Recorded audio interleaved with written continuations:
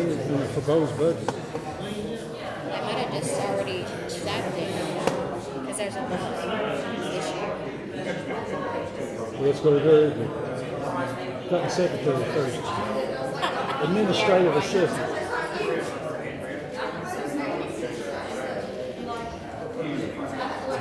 These transitions, you'll see it over here. There it is.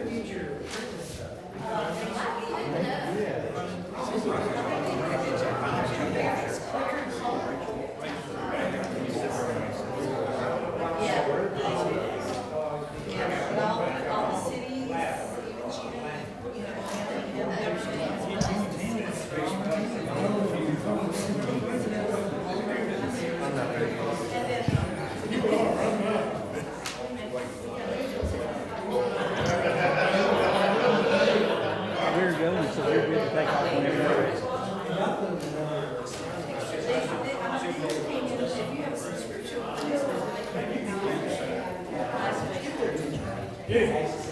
Yo.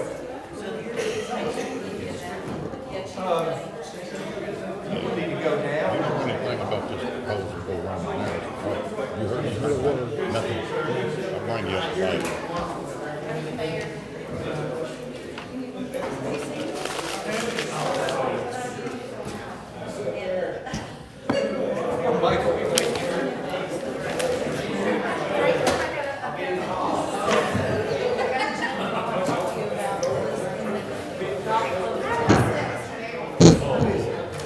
That's in Kingston.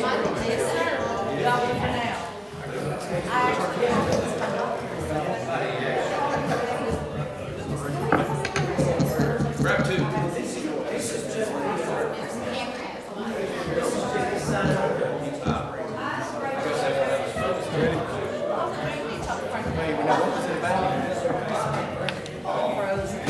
No, it's that's Kingston Springs. They got their own hose.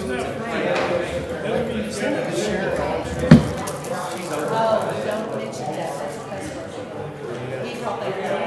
That's who he needs to talk to. Kate.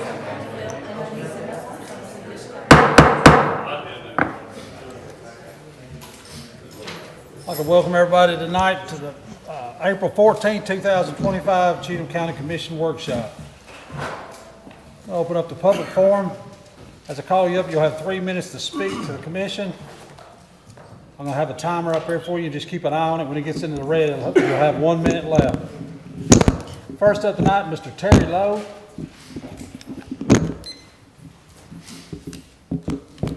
My name is Terry Lowe. I live in District 5. I'm here to talk about the tax break for senior citizens 65 and older. Handed out more information tonight about the program as well as the list of the counties that have adopted it and qualifying amounts for the county. Cheatham's qualifying amount will be $50,950. Could be raised to $60,000. So not many seniors 65 and over would even qualify for the program. I've researched several counties on the list and found that they have some of them have lower qualifying amounts than Cheatham County would have. They have lower populations, lower revenues, lower property tax rates, and higher poverty levels than Cheatham County. And yet they're able to adopt the program for seniors. Because Cheatham County will do it for this thing. Cheatham has a population of about 43,000, with a median property tax rate of 67%, and poverty level of 8.7%. I keep hearing that surrounding counties around Cheatham have adopted it because they're bigger than Cheatham County. But there's a lot of smaller counties that have adopted the program as well. Bledsoe County, for example, adopted the program in 2011.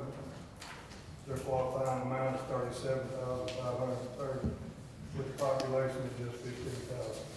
And the poverty level, the property tax rate of 52% is below the line. And with a poverty level of 22%, we still have enough for seniors to adopt the property tax rate for seniors Haywood County also has adopted in 2022. Their population is just 17,000 with a poverty level of 21%. They also have adopted the program for their seniors. I could go on and on, but I only have 3 minutes. I hear that the county trustees office would have to hire someone to handle this program, but if they were multitask like all the other businesses, they wouldn't have to hire them. I asked that on the next meeting, the 21st, that this property tax rate for seniors 65 and older be put up for the vote. Thank you. Thank you, sir. Next is Mr. Jim, is it Elmy? It's a good time. Appreciate it. I own 121 Jupiter Drive. License. My dad blessed me 9 years ago to purchase 1120 Lakeside Drive, which is great friends I know in Cheatham County. Took me to the court engineer, say, hey, get a permit, clean it up. If you ever drove that property 10 years ago, the bridge, you couldn't even see through it. Yes, there is a lot of commissioners driving that road every day. And it looks like golf course. If you just go by and walk, you will never see one leaf because I cleaned that thing right off. The second is, 2 years ago, I bought brand new RV. Brand new. Still have plastic in the refrigerator. Oven. Bathroom, nobody uses. It is not riding more with no tires. It is not old tractor with the grass growing. Elected body, this is what I want. I have to move that trailer sitting in my own property. So I talked to wonderful people. They said, well, you know what? We need to talk to the code. So I called, make an appointment, sit down. The code told me that don't worry about it. We will take care of it. Don't worry about it, nothing wrong with it. I paid for this. It's a joke. It's paid for. I paid for the RV sitting there. I just want to retire that place. I just want to go weekend, have a good time. What am I doing wrong here? Oh, I got a phone call by the code on the 1st of this month, 8:45 a.m. at my office. I work DNA Corporation, and I just run outside. Hey, Frank, what's going on? Well, you need to move this 30 days. We're talking about within 2 words. A month before, a month after, I have to move. What the? I said, what am I doing wrong here? Is the tires out? I will put in new tires. You know what I mean? Is the grass growing? I will do it. Tell me what to do. No, everything is good, but people are complaining. Ladies and gentlemen, have you ever drove anywhere in Cheatham County? Every house, every apartment, you will see tractor, everything, don't even have tires, and the grass is growing. What is wrong with the $30,000 I spent? Why am I doing this? I don't live there. I have a beautiful house. Go ahead, sir. Commissioners, he's out of time. Will you allow him to have another minute? I'd like to speak. Okay. All right. Can I speak? Yes, ma'am. I'd like like to know what the zoning is, because Jim does own this lot. He lives somewhere else, but he has this lot. He has a lovely camper. He does keep it like a golf course. It's nicer than my yard. Why can't he keep a camper there just to go to on the weekends? He does not live in it. Let me follow up that, Mr. Chairman, if you're. Hold on. Will y'all allow him to have another minute? You got one more minute. Okay, Mr. Chairman, it's not only I live there. Before the RV, you can talk to any law enforcement sitting right here in this office. Used to be 4 or 5 trucks, because my property is not the front water. It's a water all around.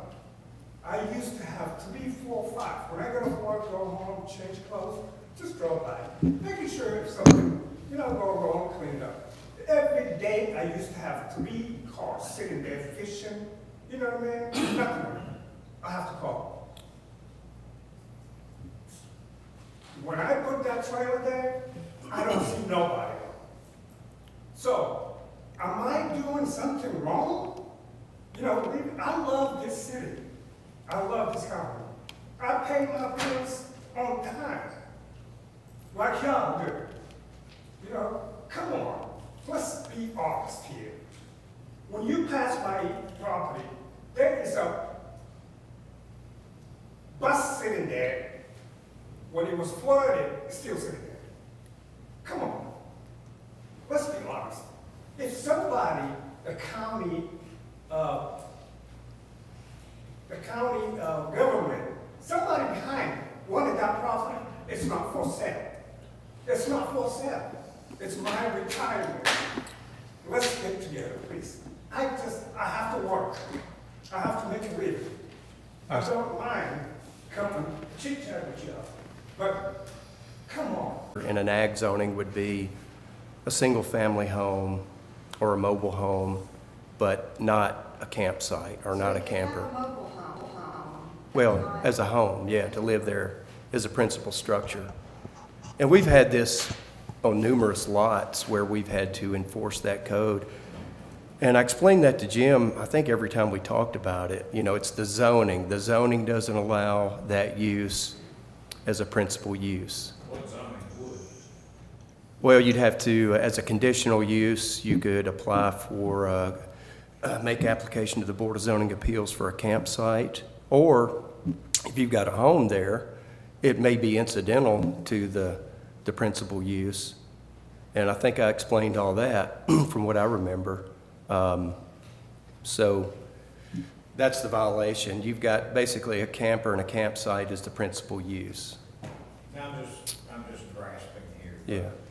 Say Jim decided he wanted to build one of these Tiny home? metal buildings. Yeah, we talked about that.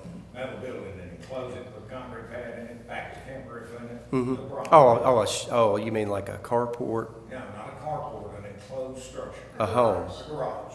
Well, that's an accessory structure.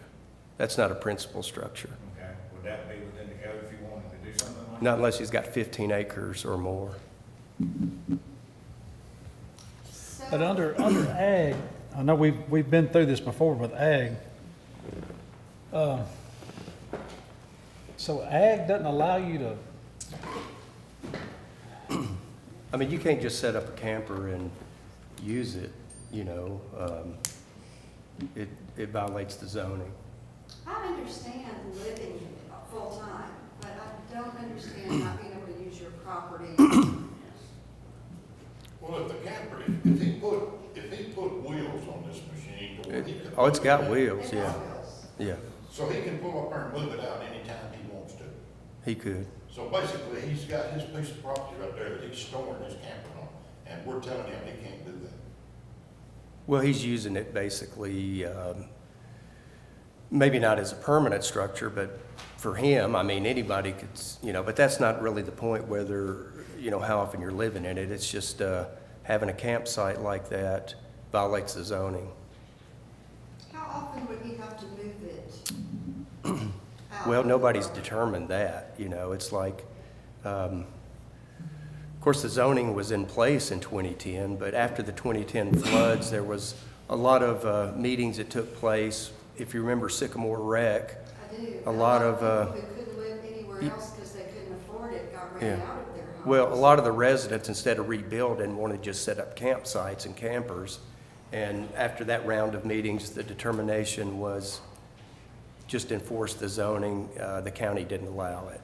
So it's really the same application for Jim.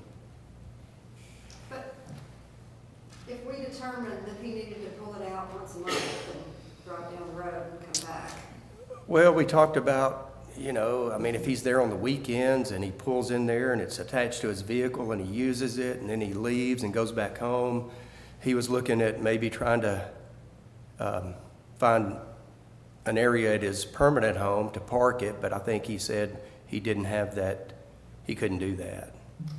so what did you say And you then- have to apply for an exception? Well, conditional use as a commercial campsite. I don't know how well that would fit in with those particular regulations, but, you know, maybe a possibility to look at. Let's maybe talk about applying for an exceptional use, but I just have to say, if you drive down that road, there's some nice houses that have been built since 2010. There are some that look Well, we've got several open codes cases bad. that, on that road.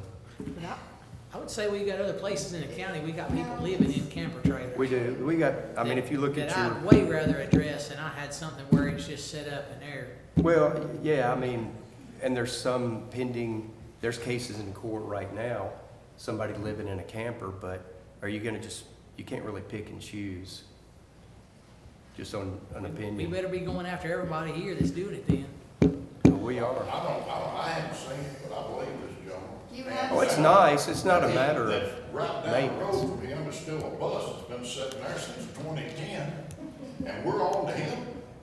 Huh? That's a problem. Amen, brother. And we're building a Jimmy, if you camper. pass, if you drive up River Road and you pass Sam's Creek, the next road on the left, is that Lakeview? I know where it's at. Okay, when you're on the bridge, after you pass Lakeview, his camper's right there. Yeah, we was there a couple years ago. Yeah, we've all been out And there. you go on up the road, and there's gonna be a nice campground put in less than 2 miles from it. Mhm.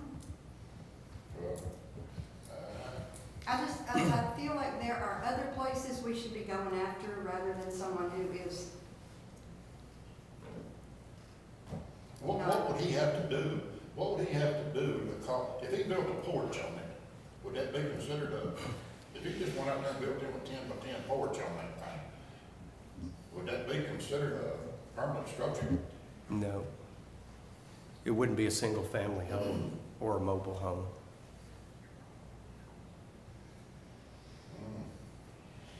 What would hurt him just go on just like it is, because I see we have cases, dating back to 2019. So, what would it hurt him just to live, just use it as it is?